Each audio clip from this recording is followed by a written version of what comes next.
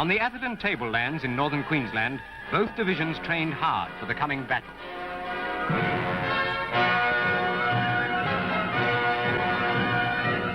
These 9th Division men are seasoned soldiers, toughened by more than 2 years in the Middle East. Now a new experience awaits them, the jungle. 7th Division knows the jungle. For them, it's on again. Well, g'day everyone, it's Warren and Colleen from NQ Explorers, and we've got the big star with us. We've got Beau Aquachigger. Big star. Down under. Oh, big star, dude. Well, yeah, to a lot of people. So, we've dragged Beau along with us under duress to dig this Australian Army World War II camp. And like us, Beau has some direct family connections to World War II veterans. Yeah. And it's a pretty special place to come. Always is to me, the sense of history in these kind of places. I love digging these kind of places. So, well, let me just say something before you get too before far. I jibber jabber. You did not drag me into Oh, it. okay, right. I've been begging this guy for years. And I'm finally here, Yeah. and it's just super awesome. We've been And I talking really about it. appreciate it. No. It just feels so neat being here. Yeah, it's not Yeah. long. It's a long, it's a long ways from home, and It's it's a a long way from piece home. of history that's your history and our history, Yeah. you know, America's history That's right. combined. That's right. Right It's here. joint history. It's Yeah. great, and it's kind of what I mean. Australia and America have been great allies for many years, but World War II is what really brought them together, and ever since. So I think I don't think we've missed a war since 1900 together. Yeah, We've been in them not. all. But that's not a good thing. Sorry, but, yeah. sorry about that. Yeah. But I will have to say that Australia is much more like America than anywhere else I've been in the Right. world. That includes, you know, England, UK, all Yeah. those places. Yeah. It's like being home, but Well, I on think- the wild side. Yeah, on the wild side. For sure. We got some. We got a lot. Well, you got stuff that can kill you, and you're up in the forest. We got stuff in the bush that'll kill you, but Yeah, but we're gonna here get through I'm it. like, just watch my video if you get a chance, because I'm screaming all the time. I Yep. see like a movement beside me, and I like let out a shriek. So there's going to be links at the bottom of this video to Beau's videos in Australia. You can have a series of videos here, so that's going to be great to watch. So thanks for watching, everyone. We're going to go and dig some relics. Out. Right, now we're going live here. It's a bit jumpy from the top. I'll take it off 2 inches of soil. And we're getting an 80s, 81, 82 indication on the AT Max. I've got the little 5x8 on there. Actually, let's see if this is in pinpointer range. Yeah, I like it. It's got some depth to it. But really, there's not going to be any modern rubbish in here. No one's been here since 1945, really. So, no ring pulls and fragments of aluminium. Okay, we're getting down there now. In there somewhere. Well, look, it's still out of pro point range. That's good. Very deep target. This hillside, though, because of the high rainfall, gets a lot of runoff, so sedimentation over more than 70 years, potential for very deep targets, so got to dig a little squeaky signals, even some that are just barely a target ID, they're just the audio. Ooh.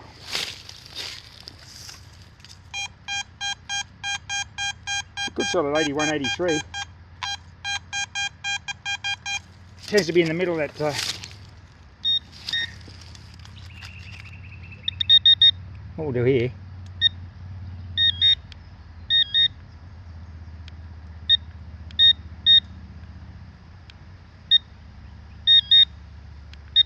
Okay, we're on maximum sensitivity. I was just checking that there. A bit of manipulation of the one button on the carrot.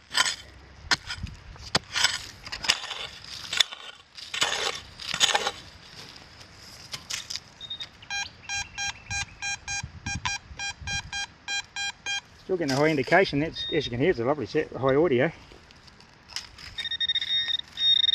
Okay, we're in range of the pinpointer. We're about 8 inches down. So we'll just lift this clay out of the bottom of the hole if we can. That's why we've got to use these big prospecting picks. As you can imagine, you can't. I've got a target. That's a button. But is it a button? What's the end of a shell casing? Let's check that hole again. That's the target. Wow, that was deep. Let's check to see what this actually is. I'm a bit intrigued. Very high target ID, and it's brass. Okay, I'll just clean it up and we'll have a look at it. Right, there it is. I thought it was a button, but it's the end off a tube, or it's not ammunition. It's not the end. I thought it looked like the end of a round, but it's not. That was a very high target ID. I'll give it a proper clean back at camp and see if we can get an ID on that one. And any information I'll get, I'll subtitle on the video. Well, I got this scratchy 70s signal from the top. Kept digging. About 6 inches down, I got silver. It's a little, yes, it's a sheaf of wheat threepence. That's a beauty, George V. We'll give him a clean and get a date. Right, all that threepence it's got, it's a glorious 1942D Denver mint. Sterling silver 925. I'll give you a close-up now, we'll have a look at it.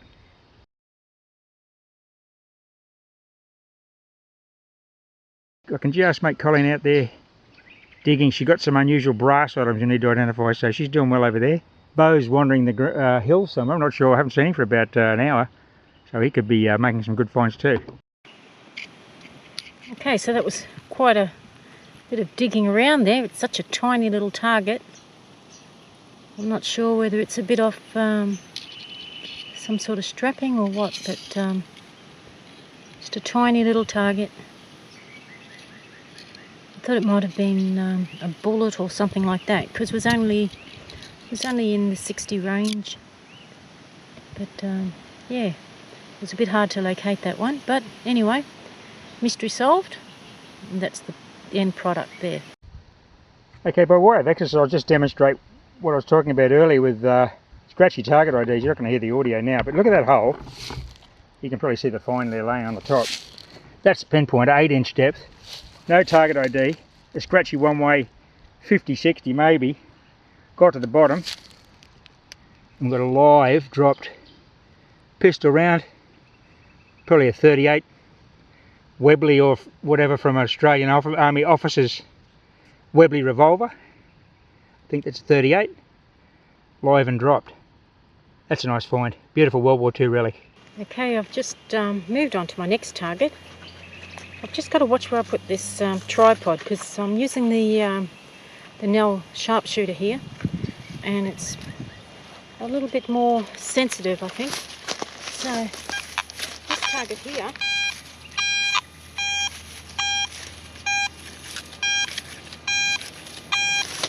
I had a that's it there. Yes.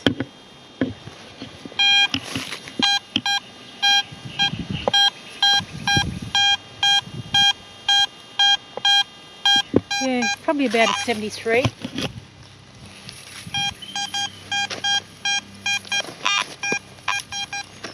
And yeah, I'm not quite sure on how deep this is going to be, so I'll start digging it. And if it gets too boring, I'll just turn the camera off until I've got it out of the hole. But it's a nice solid signal. It's 73. Yeah.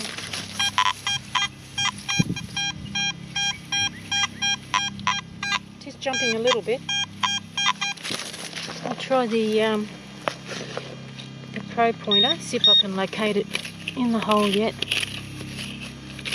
No, so there's still a bit of depth to go. Oops, no, it's on the wall by the sound of it. Okay.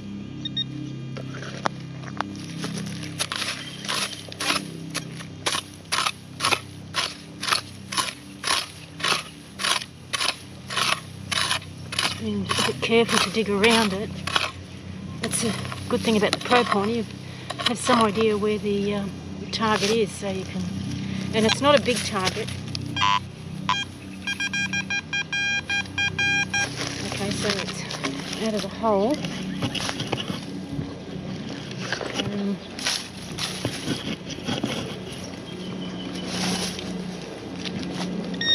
if I can get it with the probe pointer. Okay, I've had a bit of trouble recovering this morning. They're tiny little targets, and that's what this find was. I'm not sure if it's a little washer or something, but just a tiny little bit of brass perhaps. I just quickly dug this target here. It was a solid 47, so I knew it wasn't going to be a bullet, but I uncovered it anyway.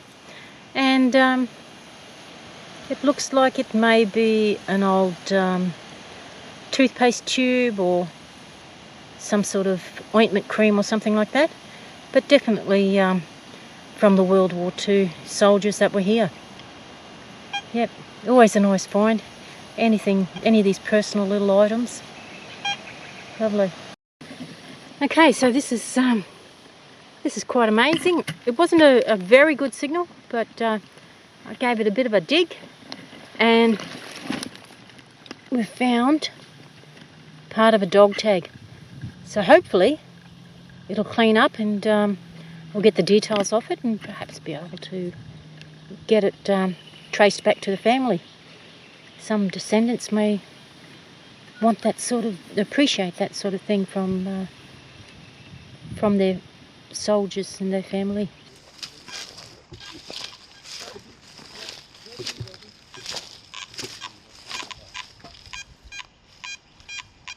Okay, so you got a really good find here apparently. Yes, I was just checking what signal it was, because we'd actually digged it. But it's, guess what? Oh, look at that. That's a stainless steel identity disc, World War II. Yep. That's an absolute ripper. That's the lower half of a soldier's identity disc.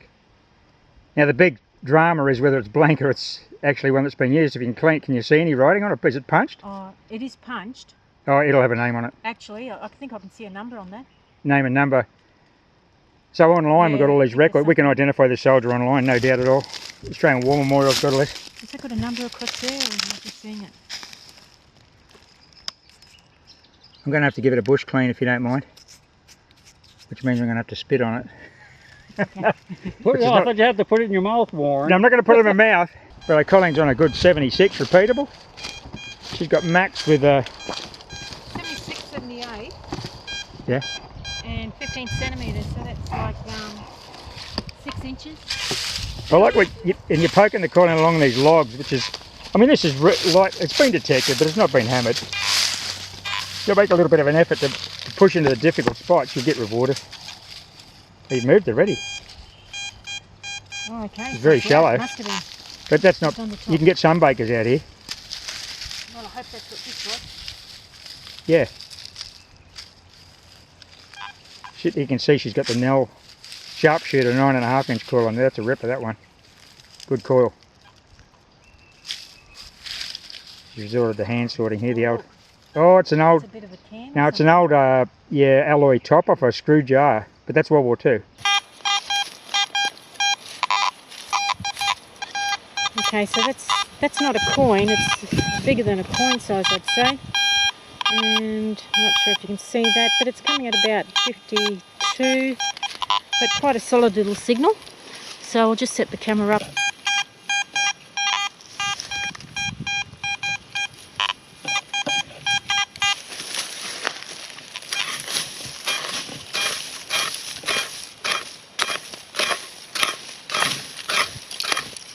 As you can see, it's pretty dry here, but it's quite easy to dig, so it always makes it easy to find the target.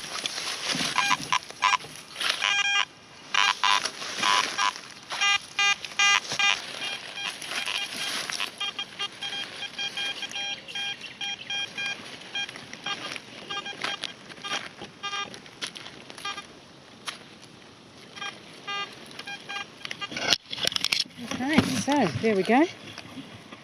That's interesting.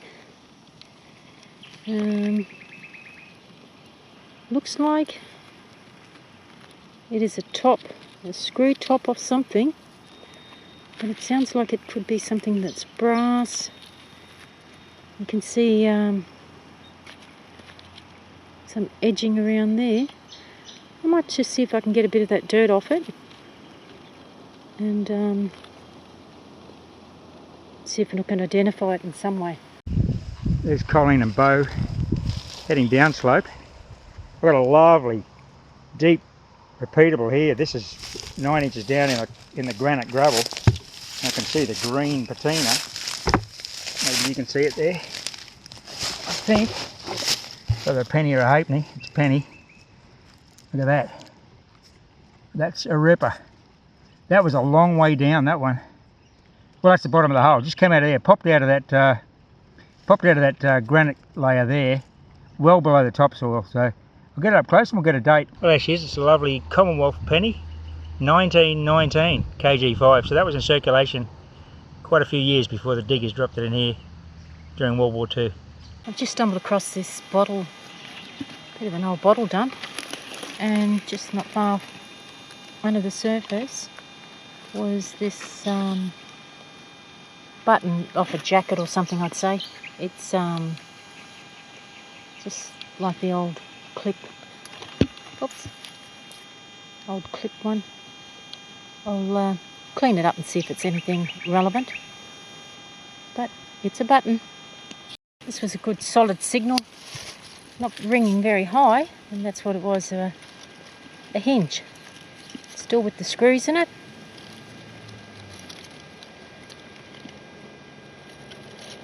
Yeah, so still just digging around this old bottle dump.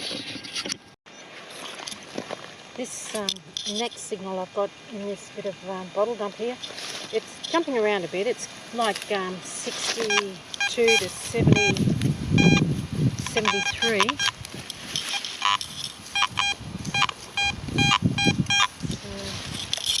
So give it a dig. Oops, I think I just saw it. Okay, there you go. That's evidence that someone lived here anyway. It's a loop, a tarpaulin loop. They always give a really nice signal, so lovely. Okay, I just checked the hole where the tent loop was, and there was this bit of brass in there as well.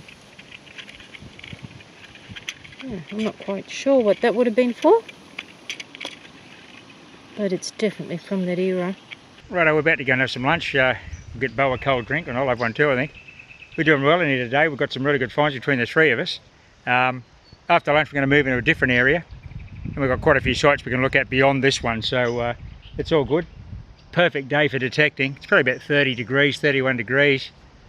A bit of shade in here and overcast now and then, so it's really pleasant weather to be out. Just a lot of fun. I hope you're enjoying the video. Well, this target's a 70. It's in this lump of clay here.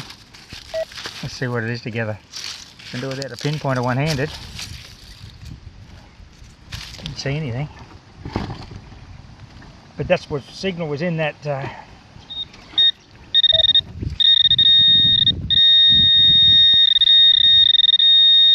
Very small. It's probably, I'm suspecting, there it is, look at that. I was going to say it's ammunition, and I'm right. Shot 38 projectile. Well, it's probably not shot. It looks like it's not been shot. It's been dropped and it's deteriorated over the years. Here's my next target. It's a rather decayed 303 hull. It was a 68. These kind of targets jump up in the 70s too, so you can't walk past them. Righto, we're just heading back to the ute for a bit of lunch. We're going to drive down the road and get a cold drink. And I've got a 76 and another beautiful silver coin. KG5, sorry, KG6. There he is. So that'll be either Denver or San Francisco or Melbourne. You can probably see that mint mark there on the right under the sheaf of wheat. Ripper. So this is one of those World War II camp chimneys built out of bush rock by the diggers. I've just exposed the target. Lovely high tone 82, 83. It wasn't a joint dig. You were out there messing around. Yeah, but then you started finding stuff, so I drifted into your territory. He goes, "Hey, boy, you find anything?" Oh, yeah. Just uncovered this bottle. This is it. It's an Australian Army large uniform button. Oh, whoa! I guess that's silver, isn't it?